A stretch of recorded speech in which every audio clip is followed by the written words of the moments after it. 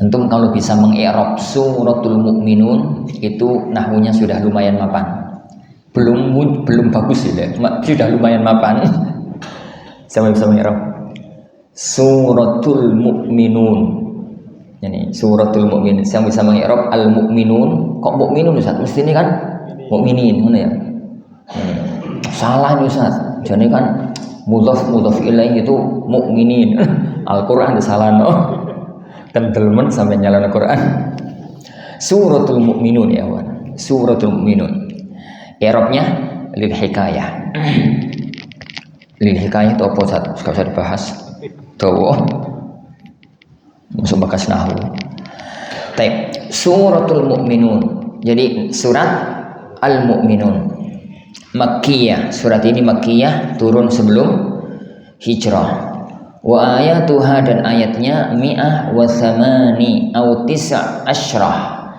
Jadi 118 atau 119 gitu ya. 118 atau 119. Nah, Bismillahirrahmanirrahim. Bismillahirrahmanirrahim dalam semua surat selain Al-Fatihah itu bagian dari Al-Quran, tapi bukan bagian dari surat. Semua Bismillahirrahmanirrahim selain di Al-Fatihah dan di surat An-Naml itu bagian dari Al-Quran, tapi bukan bagian dari surat. Jadi kayak di sini. Makanya tidak dikasih nama, tidak dikasih nomor 1, tidak dikasih nomor 1. Yang di Al-Fatihah itu Bismillahnya ada nomor 1 dalam madhab jumhurul qurra, dalam madhab jumhur, yakni para ulama, dengan segala perselisihan yang ada di kalangan yakni para ulama. Adapun Bismillah yang ada dalam kisah Sulaiman dan Ratu Saba, maka itu yang pasti masuk bagian dari surat An-Naml. Rabbuna tabaraka wa ta'ala menceritakan yakni innahu min Sulaiman wa innahu bismillahirrahmanirrahim, gitu ya. Bismillah yang ada dalam kisah itu yang jelas-jelas bagian dari Al-Quran dan bagian dari surat. Adapun yang di Al-Fatihah ada perselisihan panjang di kalangan ulama. Adapun yang di sini dan di semua surat, maka itu adalah bagian dari Al-Quran, tapi bukan bagian dari Al-Mu'minun, juga bukan bagian dari Al-Hajj. Dia bukan bagian dari Al-Hajj, surat yang sebelumnya, juga bukan bagian dari surat Al-Mu'minun. Bismillahirrahmanirrahim. Qad litahqiq. Yani qad itu ada dua arti, litahqiq dan litaklil. Litahqiq artinya sungguh, litaklil artinya sedikit, gitu ya. Qad litahqiq aflaha fazal mu'minun. Sungguh telah beruntung, sungguh beruntung orang-orang yang beriman. Yani sungguh beruntung orang-orang yang beriman. Siapa mereka yang dikatakan oleh Allah itu sungguh beruntung? Alladzina hum fi salatihim khashi'un. Jadi orang-orang yang mereka itu khusyuk dalam salatnya, mutawadhi'un, orang-orang yang tunduk, yang tawadhu dalam salatnya.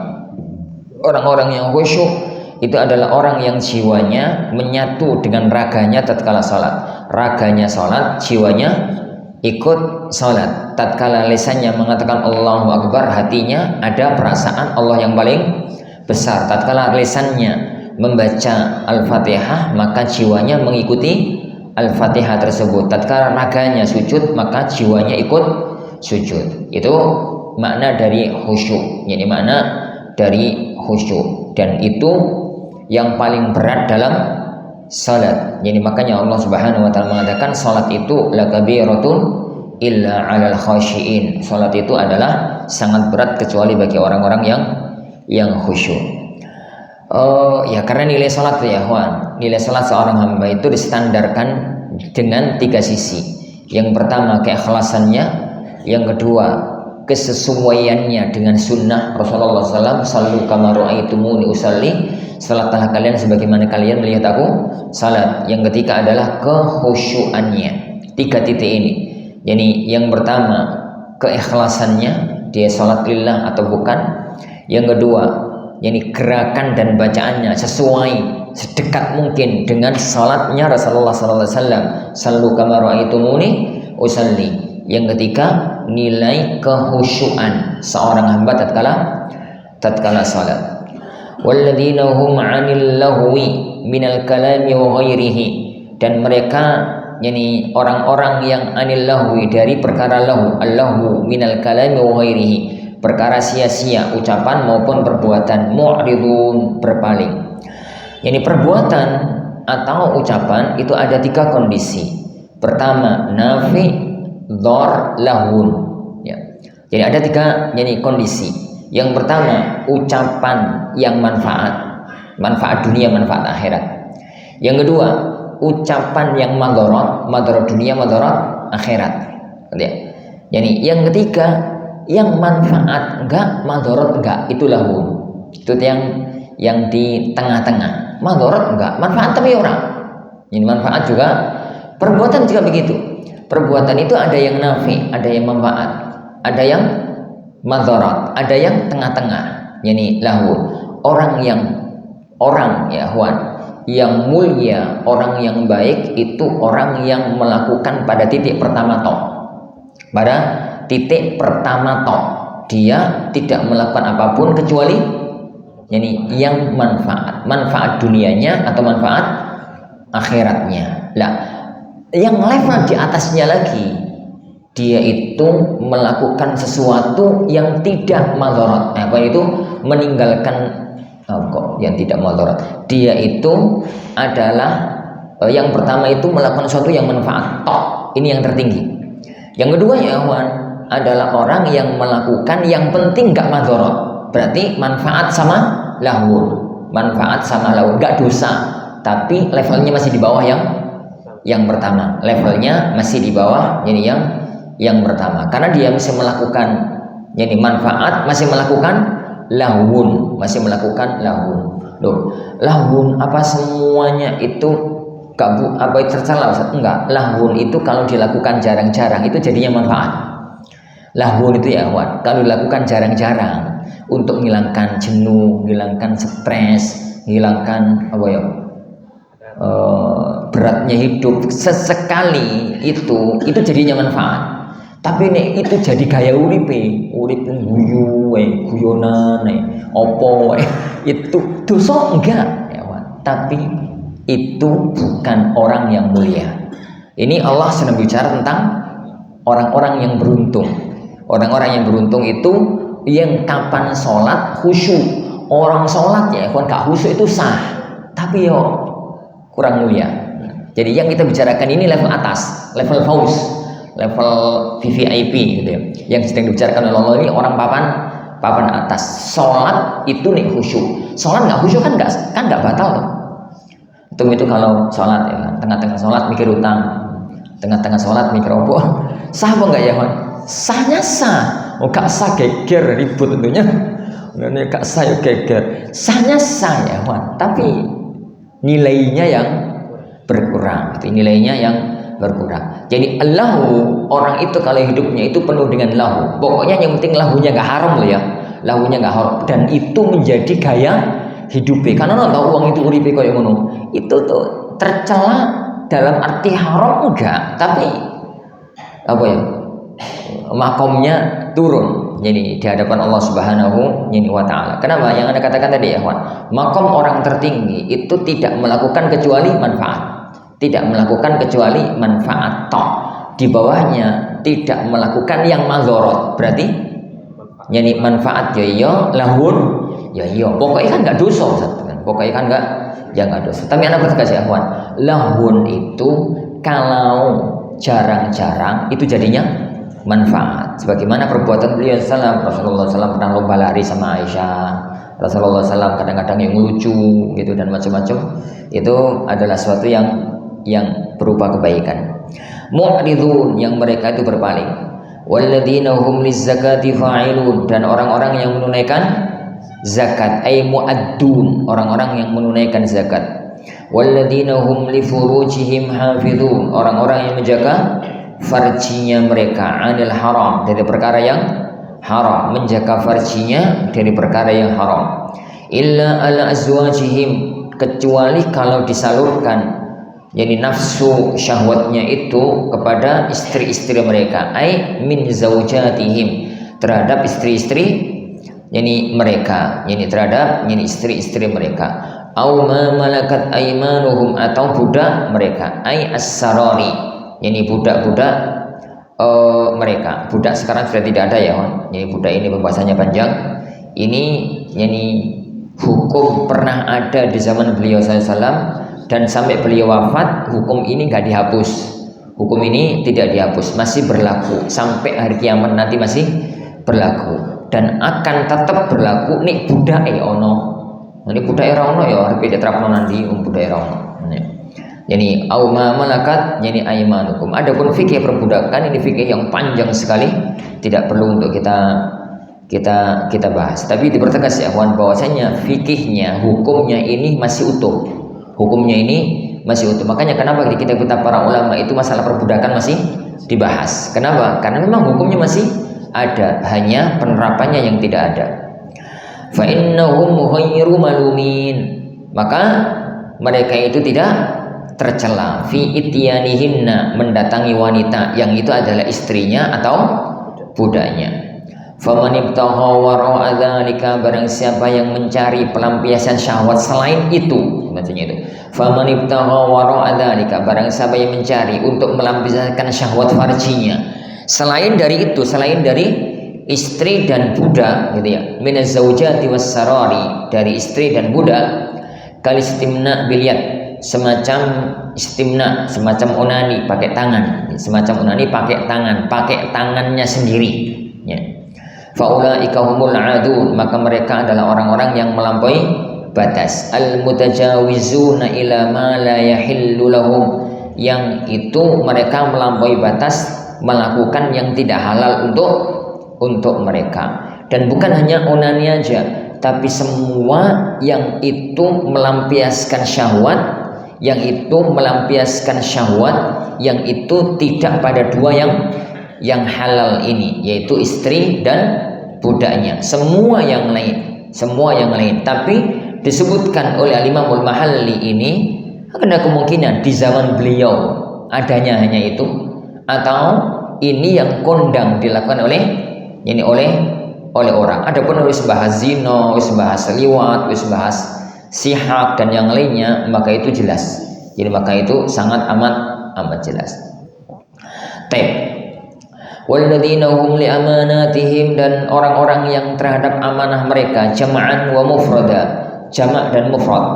Yani amanah itu dibaca dua, amanatihim itu bacaan jamak. Bacaan mufrad, walladzina hum li amanatihim. Li amanatihim itu nunnya itu pendek, langsung ketak. Li amanatihim itu bacaan mufrad.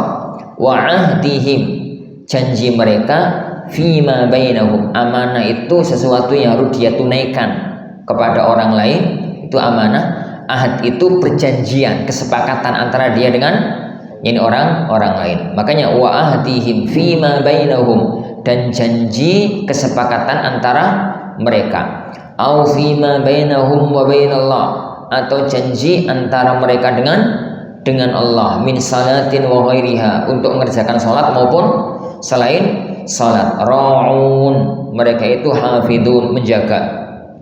Orang-orang yang menjaga tugasnya, kalau bahasa kita, baik tugas itu dari Allah maupun tugas itu dari sesama.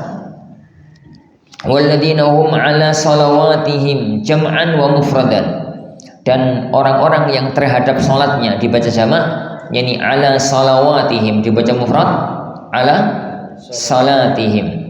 Walladzina hum ala salawatihim atau ala salatihim yuhafizun, mereka itu menjaga, ayyuqimunaha fi awqatiha, mereka melakukan salat itu yakni pada waktunya. Ingat ya, fi awqatiha itu bukan di awal waktu loh, pada waktunya.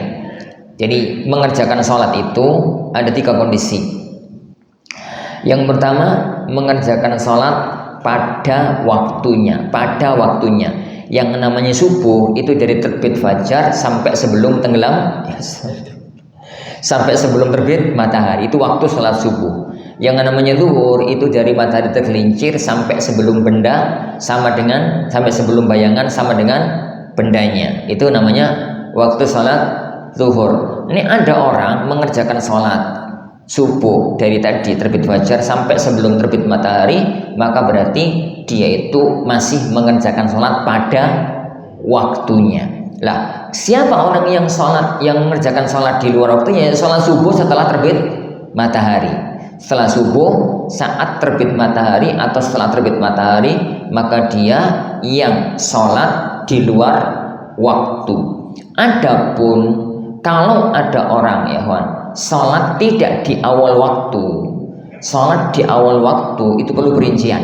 Ini perlu perincian karena sholat itu ada yang memang boleh diundur.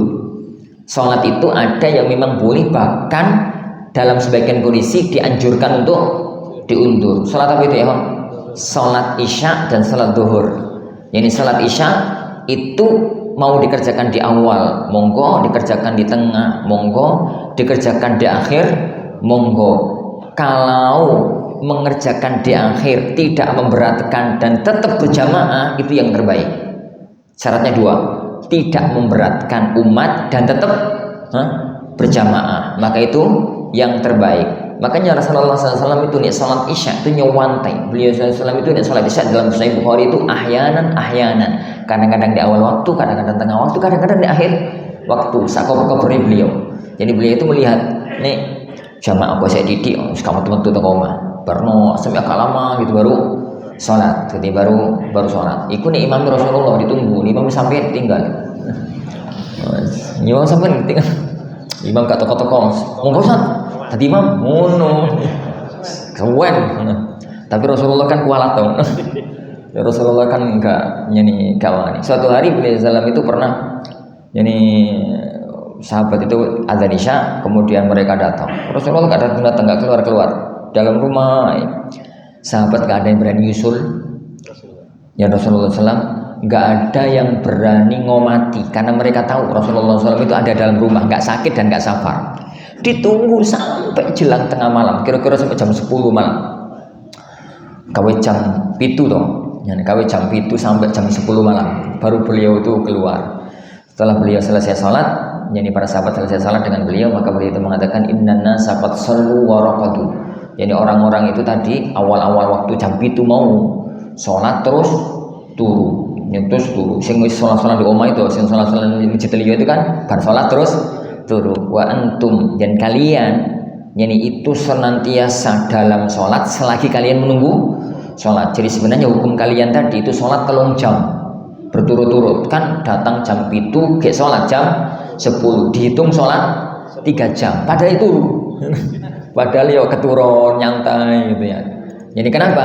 Kan orang itu kalau ke masjid niatnya sholat, dihukumi tetap sholat, mendapatkan pahala sholat sampai dia ngerjakan sholat. Lalu beliau mengatakan laula an asyqa ala ummati inna hadza la waqtuha. Seandainya bukan karena memberatkan umatku, sholat isya terbaik ya jam-jam ini, ya jam 10, jam setengah 11. Tapi yo terapno nih sedayu bubar. Wes raja marah patean jam 10 malam. Ya semacam itu. Lah, dalam kondisi tertentu itu gambarannya. Salat zuhur misalkan itu bisa agak diundur. Salat zuhur itu bisa agak diundur. Landasannya adalah hadis ibrat, hadis yang itu. Lah, adapun yang tercela mundurkan itu adalah yang mundur karena sahun. Alladzina hum an salatihim sahun. Orang-orang yang lalai gak napa-napa, mek remian to, ngopi to, ngobrol to, sholat engko itu yang tercela. Tercela bukan karena sholat diundur, tercela karena sahur. Lalai dalam mengerjakan sholatnya. Titik ini harus dipahami ya kawan. Jadi agar memahami hal semacam ini, bahasanya para ulama itu selalu begini, yaitu mengerjakan sholat pada waktunya, mengerjakan sholat jadi pada waktunya. Nah, mana tadi? Yuqimunaha fi awqatiha, mereka mengerjakan salat pada waktunya. Ulaika humul warithun, mereka lah orang-orang yang mewarisi, la ghairuhum, bukan selain mereka. Mewarisi apa? Alladzina yarithunal firdausa, mereka yang akan mewarisi firdaus. Yani huwa jannatun a'lal jinan. Dia itu adalah surga yang tertinggi. Surga level tertinggi. Surga itu kan berlevel. Surga yang tertinggi itu surga Firdaus. Yang di atasnya surga Firdaus itu Arsyur Rahman. Arsy-nya Allah Subhanahu wa ta'ala. Tempatnya para nabi, tempatnya para rasul.